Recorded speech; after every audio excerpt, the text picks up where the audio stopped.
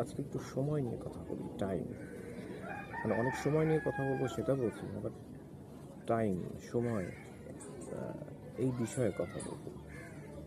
তো সময় এটা বা টাইম এটা আমরা তৈরি করেছি, মানুষ তৈরি করেছি, ম্যান মেড। আমরা একটা স্ট্রাকচার দিয়েছি যে সেকেন্ড, মিনিট, ঘন্টা, এগুলো দিয়ে আমরা সময়কে একটা ফ্রেমে বাঁধার চেষ্টা করেছি আমাদের কাজ করার সুবিধার্থে। আমাদের ডেডলাইন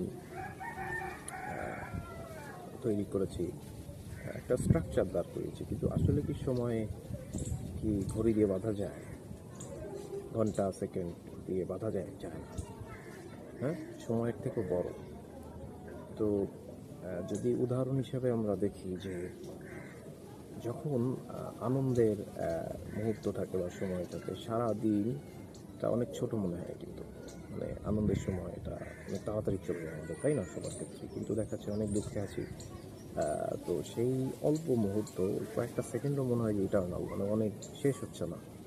তো তাহলে কি ঘড়ি বা যে আমরা যে স্ট্রাকচার দিয়ে যেটা মাপি সময়, সেটা কাজে লাগলো না। তো সময় তো মানে ঘড়ি দেখে সময় বোঝা যাবে না, সেটা হচ্ছে আমরা অনুভব করার বিষয় নাকি। আর এই যে সূর্য ওঠে, সূর্য ডুবে যাচ্ছে, নতুন দিন আসছে, সময় যাচ্ছে, এটা তো এই আমাদের তৈরি করা ঘড়ির সাথে সে নির্ভর করে, সে মেপে চলে না, সে তার মতো চলে, সে বহমান। তো আমরা আমাদের সুবিধার জন্য আমরা সময়কে ভাবে চিন্তা করছি, বাট সময়ের থেকেও বড়।